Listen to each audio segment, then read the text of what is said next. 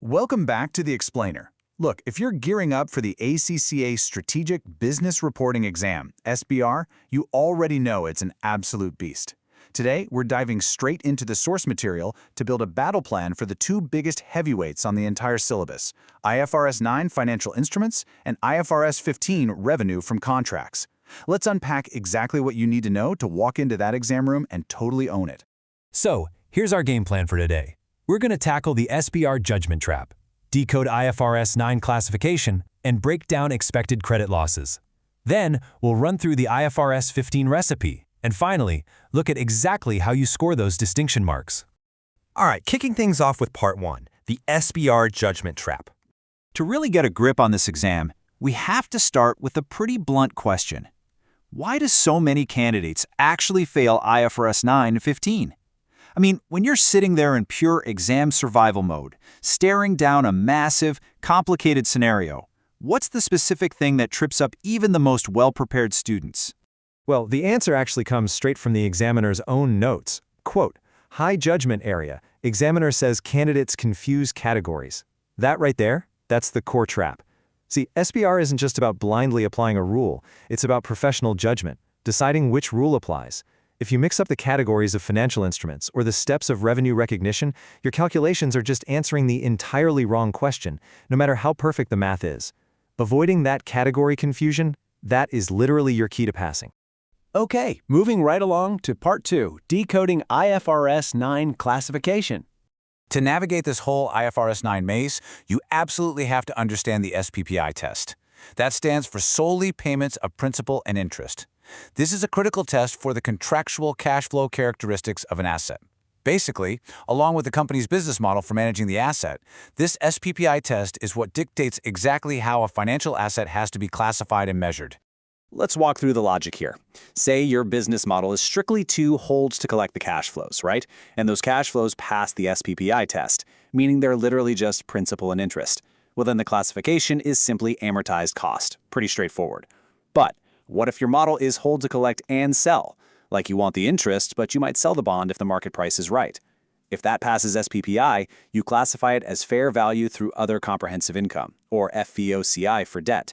Now, if it fails these conditions entirely, or just falls into the other bucket, it defaults to fair value through profit or loss, FVTPL. You've got to memorize this logic. It will absolutely save you on exam day. But wait, there's a massive exam trap here when it comes to equity instruments. By default, equity classification is FVTPL. However, you do get a choice at initial recognition. You can make an irrevocable election to classify it as FVOCI. But you have to pay attention to the strict rules here. If you actually make this election, gains and losses are never recycled to the P&L when you sell it. Only the dividends go to the P&L. Honestly, do not miss that distinction when you're evaluating equity investments in your scenarios. It's a classic trap. All right, on to Part 3, expected credit losses. So there's a really important why behind the IFRS 9 impairment rule. ECL requires recognizing credit losses from day one. Think about that. We aren't waiting around for a customer to actually go bankrupt or for a loss event to finally happen. We recognize those potential losses right away to avoid any delayed financial shocks down the line. It's all about being prudent and forward-looking. The standard actually breaks this down into 3 distinct phases of credit risk. Imagine a loan that's slowly going bad. In Stage 1, there hasn't been a significant increase in credit risk yet, so you just recognize a 12-month ECL, and you calculate your interest on the gross amount. Now, if that risk increases significantly, boom, you move to Stage 2. That requires a lifetime ECL, but the interest, still calculated on the gross. The real shift happens in Stage 3. When the asset is officially credit impaired, you still have that lifetime ECL, but now you have to calculate your interest on the net carrying amount. That means amortized cost net of the allowance. And let me tell you, the examiner loves checking to see if you remember to change that interest calculation in Stage 3. Now, having said all that, there is one vital exception you need to lock into your brain right now, the trade receivables exception. For standard trade receivables, you actually get to completely skip that complicated 3-stage model.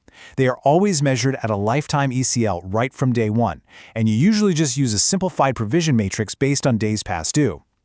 Keep this shortcut in your back pocket. It is a huge time saver. Which brings us to part 4, the IFRS 15 recipe. Whenever you're dealing with revenue from contracts, you're using the famous 5-step model, and you have to march through this in exact sequence. Step 1, identify the contract. Step 2, identify the distinct performance obligations. Step 3, determine the transaction price. Step 4, allocate that price to the individual obligations. And Step 5, recognize revenue when or as each obligation is actually satisfied.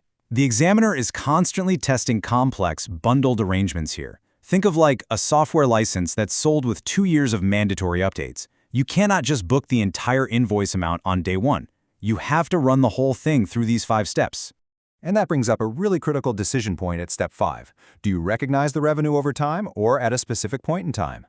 Well, you recognize it over time if the customer is consuming the benefits simultaneously or if they control the asset while it's being created, like a construction contract on the customer's own land.